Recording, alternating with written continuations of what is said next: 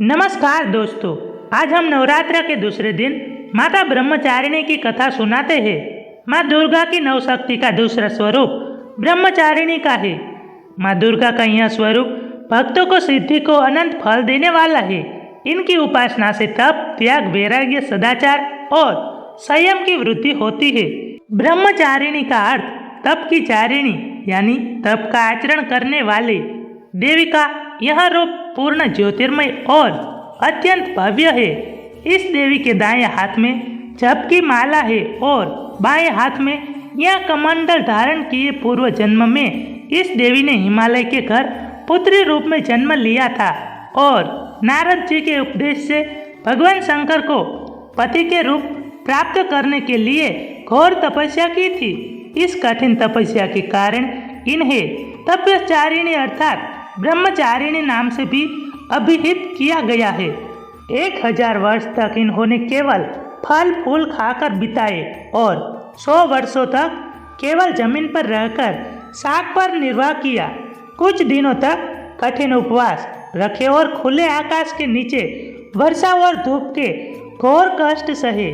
3000 वर्ष तक टूटे हुए बिल्व पत्र खाए और भगवान शंकर की आराधना करती रही। इसके बाद तो उन्होंने सूखे बिल्व पत्र खाना भी छोड़ दिए।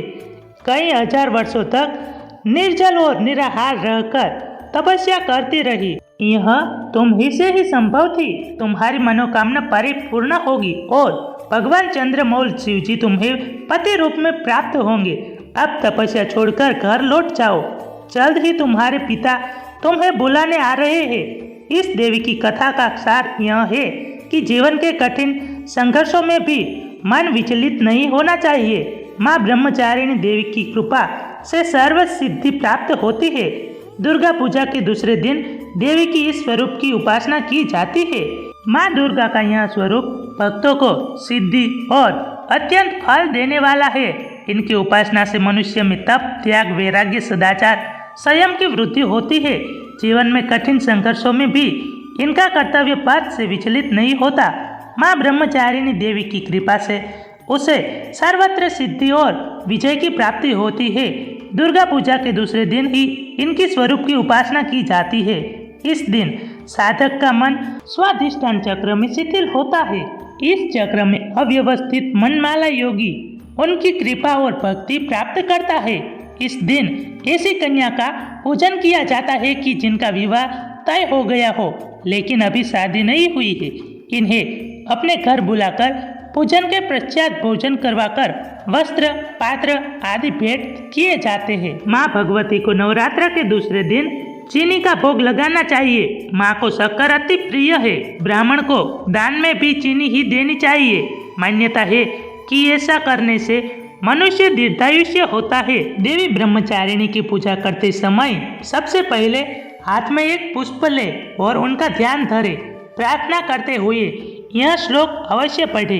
या देवी सर्वभूतेषु ब्रह्मचारिणी रूपेण संस्थिता नमस्तस्यै नमस्तस्यै नमस्तस्यै नमो नमः। इसके बाद देवी माँ को प्रसाद चढ़ाए और आचमन करवाए। प्रसाद के बाद पान सुपारी भेंट करे और प्रदक्षिणा करे यानी 3 बार अपनी ही जगह पर खड़े होकर घूमे।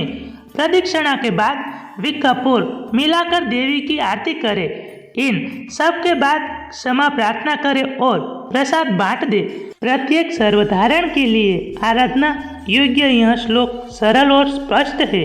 माँ जगदम्बे की भक्ति पाने के लिए इसे कंठस्थ कर नवरात्रि के दूसरे दिन इनका जाप करना चाहिए। या देवी सर्वभूतेषु माँ ब्रह्मचारिणी रूपेण संस्थिता नमस्तस्यै नमस्तस्यै नमस्तस्यै नमो नमः।